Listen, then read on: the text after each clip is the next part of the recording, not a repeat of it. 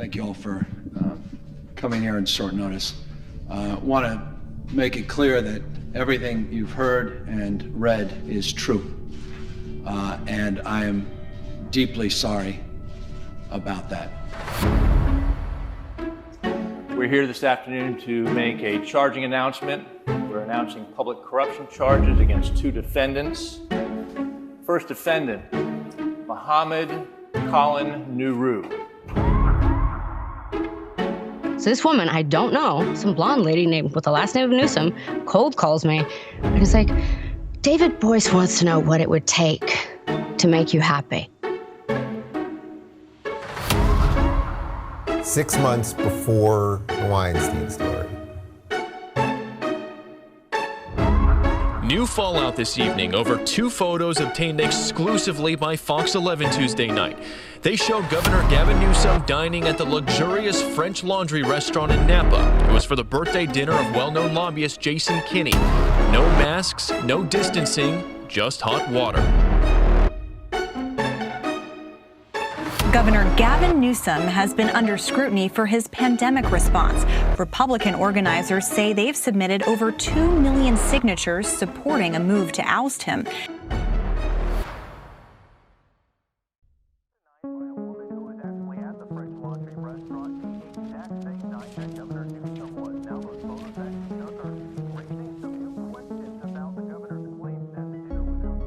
Gavin Newsom.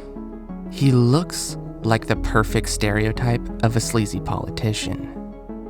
But does he fit the stereotype? Has California just made a huge mistake? These are the questions I hope to answer by the end of this video. From voter controversies to blatant political corruption, we're gonna cover it all. But to get to the root of that, we have to go back to the start. The very moment Mr. Newsom emerged out of the primordial ooze he slicks back his hair with.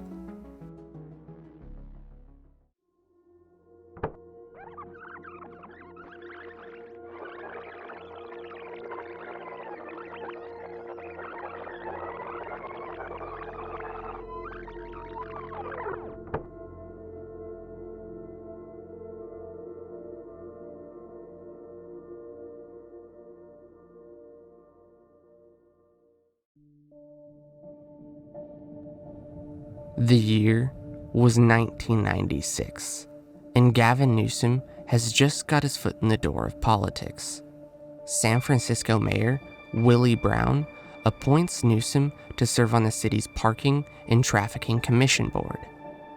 Brown appointed Newsom to fill a vacancy on the Board of Supervisors the following year, and Newsom was later elected to the same board in 1998 through 2002. But it seemed Newsom had greater political aspirations than just serving on the city's Board of Supervisors.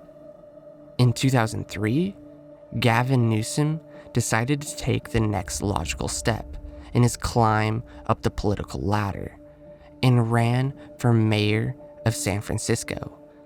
This is where the appearance of corruption really kicks off.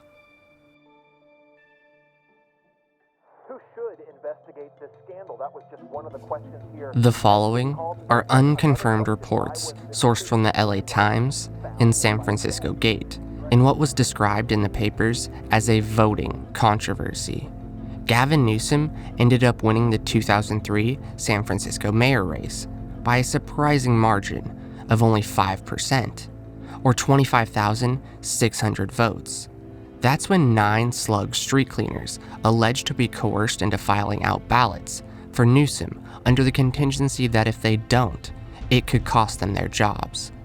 They claim a top official of San Francisco Department of Public Works, Mohammed Nuru, and Supervisor Jonathan Gomlock of the San Francisco League of Urban Gardeners, or SLUG, put pressure on street cleaners to vote for Gavin Newsom, saying their jobs would be in jeopardy if Newsom didn't win. A top San Francisco official and a well-known restaurant owner arrested by the FBI and are now at the center of an alleged corruption scheme.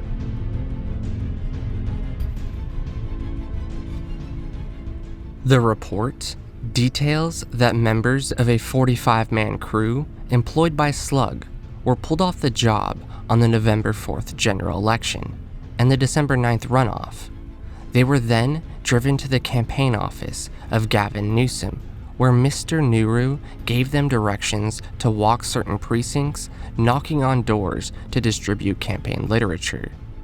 The street cleaners were then told to appear at, or were given rides to, the Department of Elections, where the workers were then allegedly told to cast ballots for Gavin Newsom.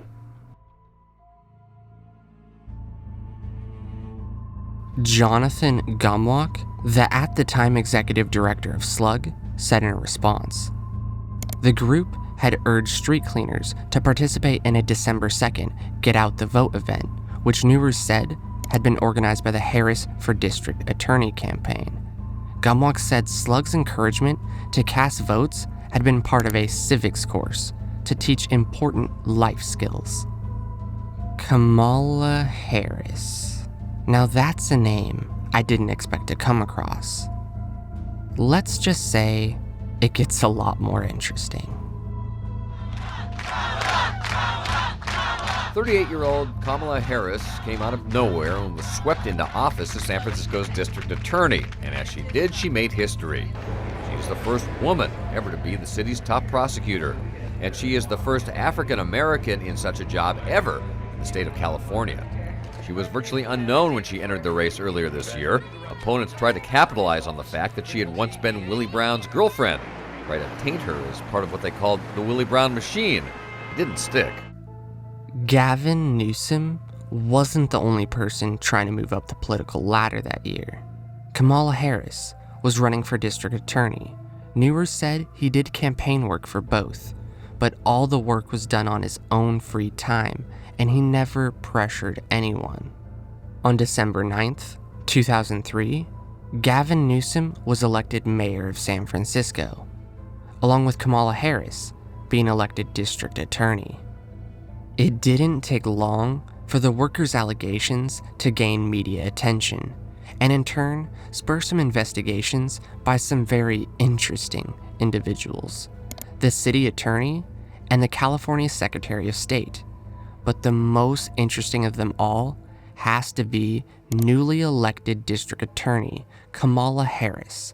She opened her own investigation after a group of activists who had worked for Newsom's opponent alleged that minority residents had been intimidated and prevented from voting. So, let me get this straight. Mr. Nuru campaigned for Gavin Newsom and Kamala Harris, who both won their elections by the skin of their teeth. Mr. Nuru was then accused to have been pressuring workers on who to vote for, as well as various other campaigning activities. Now, Kamala Harris is one of the individuals doing an investigation into the matter? Is it just me? But something about that doesn't sit right with me. Mr. Mohammed Nuru was arrested by the FBI in 2020 on public corruption charges in relation to various schemes, including attempting to bribe an airport official for a restaurant space at a local airport. We're here this afternoon to make a charging announcement. We're announcing public corruption charges against two defendants. First defendant, Mohammed Colin Nuru. A corruption bombshell is rocking city government. The longtime public works director responsible for cleaning the streets has been charged in an FBI probe along with a high-profile restaurant owner. Recology has agreed to pay a $36 million fine for its role in a corruption scandal involving a former San Francisco city official. In a plea agreement with federal prosecutors announced today, Recology admits to paying $150,000 a year in bribes from 2016 to 2019. They were paid to a nonprofit organization controlled by former Public Works Director Mohammed Nuru in exchange for favored treatment and doing business with the city. Who should investigate this scandal? That was just one of the questions here at City Hall today. Then another question: why was this city scandal found by the feds? Director Nuru's corrupt behavior didn't happen in a vacuum. His approach was fostered and protected by city leaders who turned a blind eye. Today, a handful of supervisors called for a special investigator in the Nuru matter, rejecting the mayor's suggestion that the city attorney take on that job. But there is still a lot we don't know about the government's case and where it might be going, because prosecutors have also left a lot of important names out. The mayor is promising a full accounting of all of these contracts, but some supervisors say that will not be enough. As soon as we have more information, we will provide that information to you all. And so that's really all I would be able to say at this time.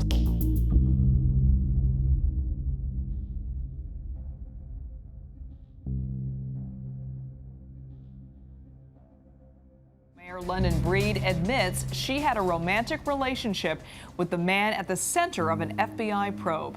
And as part of that relationship, the mayor has now disclosed what she calls a personal gift from Nuru. The mayor says he provided $5,600 in repairs on her personal automobile just last year, a gift she says was legal and did not require previous disclosure. Checked with the city attorney, and the city attorney made clear to me that it is illegal to accept any gift from a subordinate.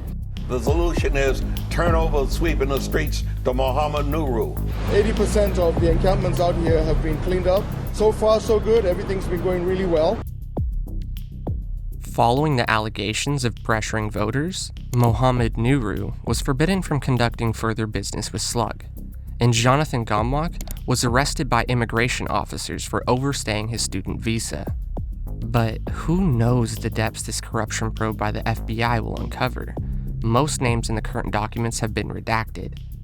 But apart from these investigations surrounding Mohammed Nuru, why do I keep on seeing the same name over and over? Senator Harris's political mentor, former San Francisco Mayor Willie Brown. Mayor Brown joins us now.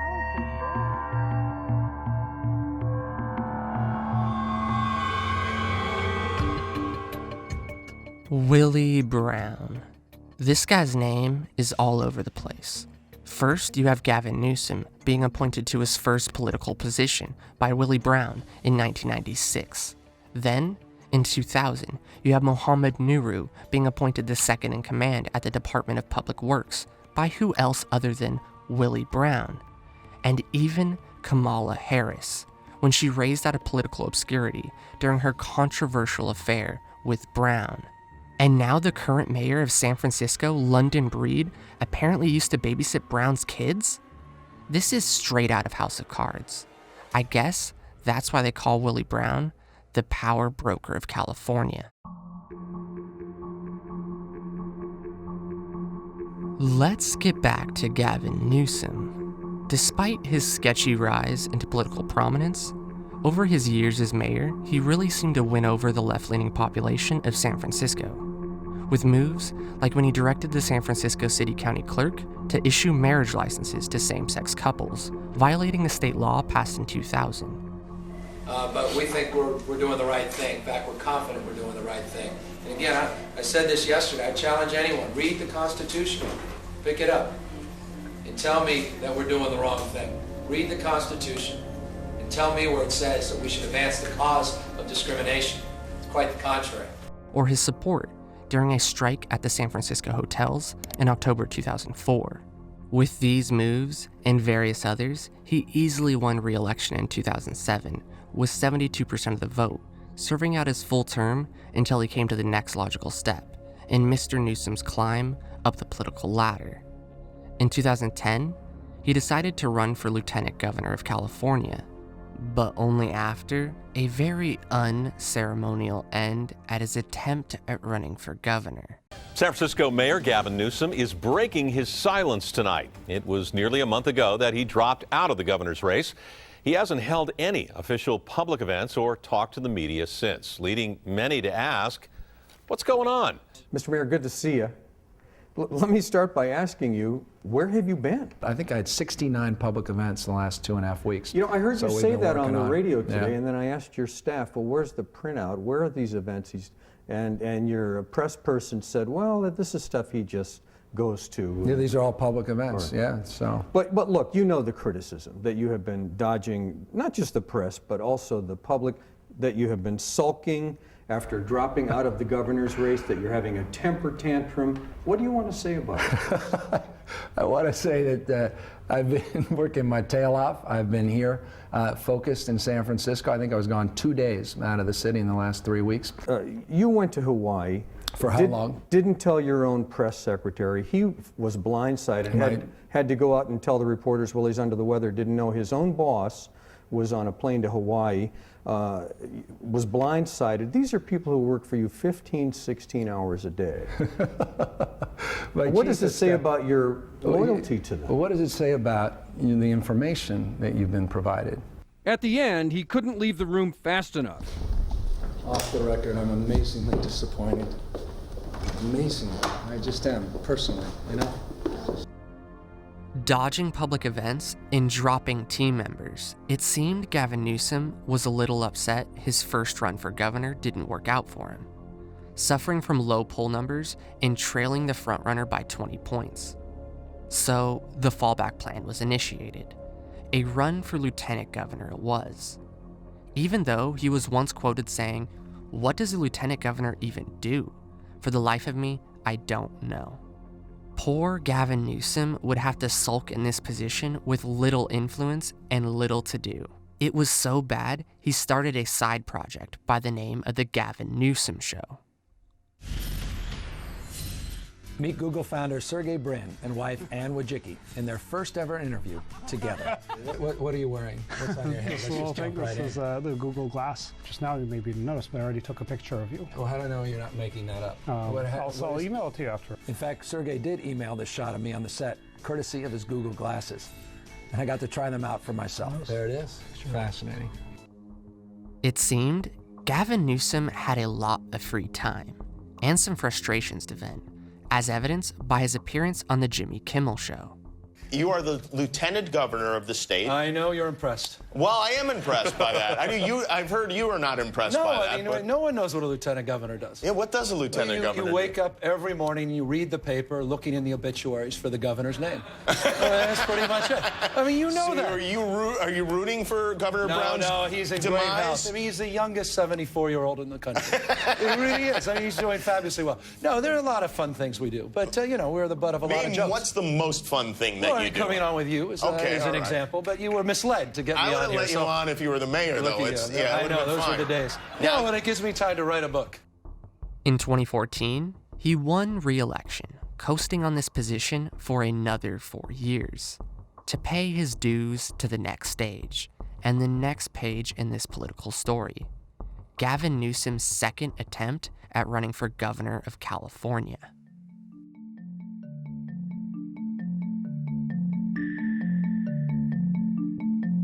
June 18th, 2018. Politico publishes an article calling out Gavin Newsom for trying to game California election rules to force a Republican opponent he would have a greater favor of defeating by airing advertisements highlighting Cox's conservative values. September 26th, 2018. The New York Times publishes an article titled, "For Gavin Newsom, a stealth run for California governor," in which they accuse him of rarely mentioning his run for governor, presumably because he thinks he has already won. November 6th, 2018. Gavin Newsom wins the California governor election in a landslide with 61% of the vote, the biggest landslide victory in California history since 1950. But this positive view the public had of him did not last long. By mid-2019, Gavin Newsom had already faced 2 recall petitions, citing state mismanagement and laws helping immigrants living in the country illegally. He easily avoided these attempts due to the organizers not being able to gather the required amount of signatures. But as public disdain for Gavin Newsom's handling of the state continued, more petitions were filed. Recall efforts really kicked off when California voters witnessed his handling of the state lockdown. Critics say Newsom was too slow to act, reopening businesses when the state flattened the curve in the spring of 2020, all while the opposite side of the political aisle was criticizing him for lack of enforcement and consequences for rule breakers of the lockdown. So it was safe to say that Gavin Newsom's political honeymoon, in the eyes of voters, was officially over.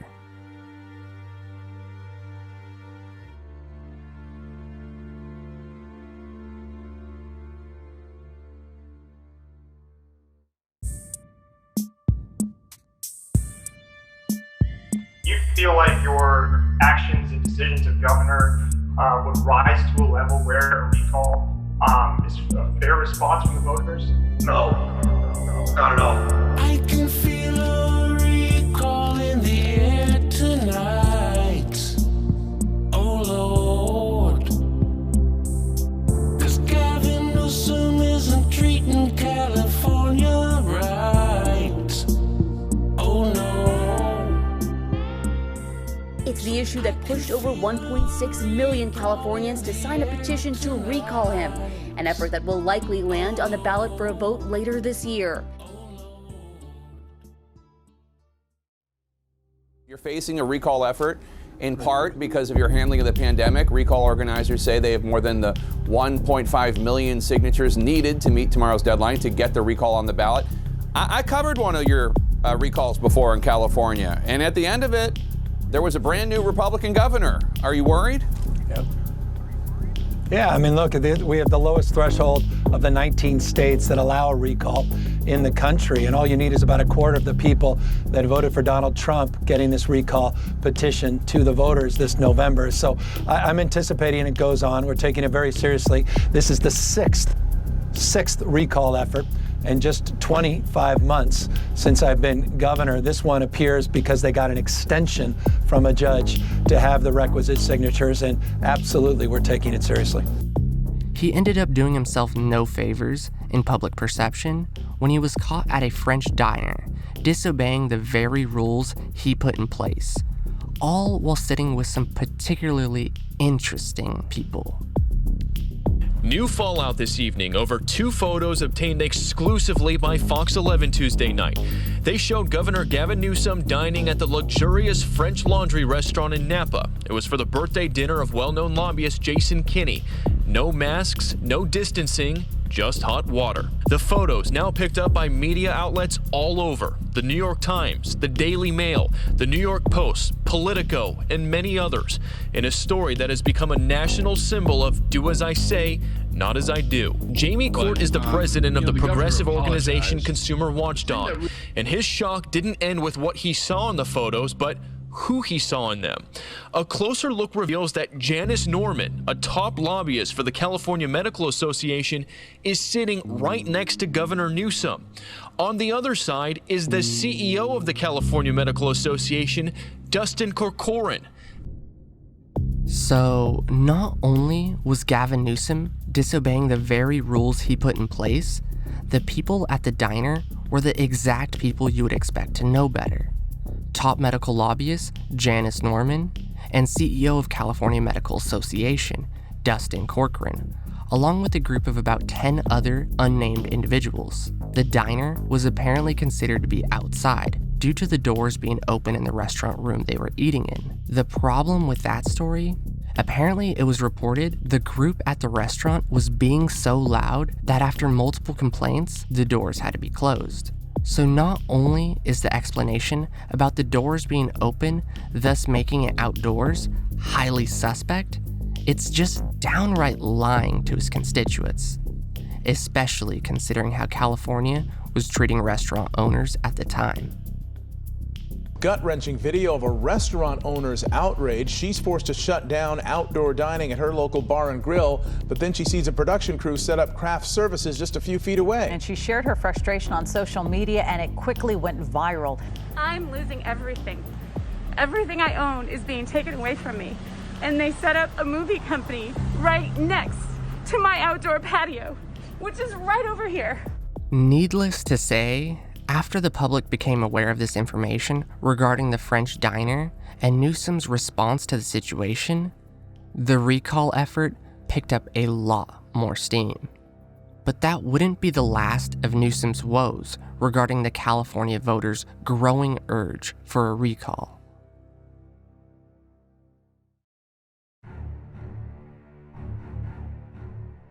June 10th, 2020. Retired County Sheriff Orrin Hetley files the 5th attempt at gathering support for a recall. The governor has launched a petition of his own opposing the recall. But according to the Sacramento Bee, some experts say the unusual petition could be, quote, misleading to voters. It's near certain Governor Gavin Newsom will face a recall election this year, but the question now is when. Many analysts have estimated a November election, but now an earlier timeline is being floated. Well, that's going to be determined by a series of actions the legislature takes, Department of Finance takes, Secretary of State takes, and they'll make that determination, period, full stop. That's how the governor responded when asked about this tweet from State Senator Steve Glazer, saying Newsom's best opportunity to beat the recall is an early election. June 28, 2021, Gavin Newsom signs Bill SB 152, allowing the lieutenant governor to set an earlier date for the recall election. June 30th, 2021, Mr. Newsom sues the very Secretary of State he picked to push her into adding Gavin Newsom's party affiliation to the ballot. Apparently, his staff hadn't properly filed all the information beforehand, which was required by a law, ironically signed by himself. This just in, the LA Times reporting that enough voter signatures have been collected for a recall of Governor Newsom to qualify for the ballot. July 1st, 2021. After weeks of Democratic tape cutting, the lieutenant governor announces a recall election date. It would be set for 2 months later, on September 14th. Hey everyone, mark your calendar. The recall election for Governor Newsom is set for September 14th. Earlier than many people expected. Republicans say this date is dirty politics. NBC Bay Area's Gene Ellie explains. The Secretary of State certifying the petition to recall Governor Gavin Newsom today after finding more than 1.7 million petition signatures valid. Democrats in the legislature voted Monday to change election code, allowing for a sooner than expected election. The lieutenant governor announcing this afternoon the date of September 14th. Democrats were criticized for pushing the election date so soon, giving little time for opposition to organize and gain support. Presumably, their logic behind setting the date sooner rather than later is that Gavin Newsom would have better odds of defeating a GOP-led recall if they didn't have too much time to gather support. This would also, in turn, give Gavin Newsom less time to fall into another scandal. And with a statistical tie in his favorability ratings, times were dire. They couldn't afford any more problems. July 12th, 2021. A judge rules Gavin Newsom's party affiliation cannot be listed on the ballot due to missing the deadline required to submit a party affiliation. July 27th, 2021. Photos of Gavin Newsom's son indoors at a summer camp without a mask emerged, another violation of the very state mandate he put in place. Mr. Newsom tried to part blame on the fact that the camp itself had no requirement. I think by now it's all pretty clear the type of politician Gavin Newsom is, but I'll leave that up for you to decide for yourself. But let's shift the conversation just a little bit. I want to talk about an allegation brought against Mr. Newsom's wife, Jennifer Siebel Newsom, days before the California recall election. So I would like to take this with a grain of salt. The accuser also endorsed a candidate at the same time they made the allegation. Typically, I wouldn't even add something like this. But something about this is just so oddly specific. I don't know. You decide for yourself. My enemies do not understand me. Okay, I don't understand them. We're at a fundamental impasse at that point. So imagine my surprise last week when I'm on the Dave Rubin show, and I said, yeah, Ethan Iron came back to me. Gavin Newsom's ex-wife contacted me.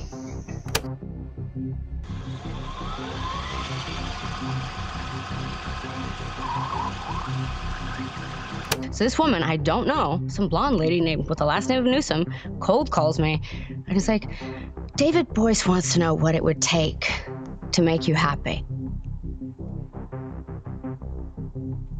6 months before the Weinstein story, What it would take to make you happy? An organization called We Are Ultraviolet that I do not trust, a feminist activist group, got a hold of me and said, Jennifer Siebel Newsom, she's a big producer of feminist films and Hollywood documentaries. She's pro-women. She'll help you. So after Dave tells me that she's his current wife, on the way home, I go through my emails and I'm like, and I remember, I said, yeah, his ex-wife called me and said, what will it take? What can Boyce Schiller do to make you happy? Now, I had no idea who Boyce Schiller was at this point. This is about 4.5 months before the expose that I set up in the New York Times came out. So when I finally got on the phone with Jennifer Siebel Newsom for what I assumed was about movie projects, imagine my surprise when she says, what can Boyce Schiller do to make you happy? And I had no idea who that was. So I just said nothing and hung up on her. That was my last contact with her. All right, I know it's awfully convenient for these allegations to come out so deep into a recall cycle, promoted by the leading Republican opponent. But if this is true, it suggests that Newsom's family corruption goes a lot deeper than previously thought, the implications of which are so disturbing, I dare not speculate. But if I didn't at least mention it, I wouldn't have felt like I did the story justice. September 14th, 2021. Gavin Newsom wins the California recall election with what the media describes as easily withstanding recall efforts, with 62% of the vote. But when you look at all the effort they went through to rush the election and smear his opponents, then it really doesn't seem like it came so easy. And Gavin Newsom might have survived the recall election, but that doesn't mean voters couldn't reorganize and try again at a later date. And Democrats seem to know this is an inevitability, so they are pushing to change California recall election laws. Newsom proposes to advance 2 constitutional amendments, one that would make the process of qualifying a recall for ballot more difficult, and another that would replace the open recall election with a replacement procedure where the governor would be swapped out by the lieutenant governor. Honestly, this move isn't the slightest bit surprising, and with the way California is going, they will probably get their way too. God forbid voters' opinions have real impact on a politician. Anyway, what do you guys think? Has California just made a huge mistake? Will politicians continue to strive to not be held accountable to the American voter for their actions? Is Gavin Newsom all he's hyped up to be? I'll let you guys decide. Until next time. It got louder and louder, and so they had some sliding glass doors that they were able to close. So then it was just a closed off room, but you could still hear them. That's how loud they were.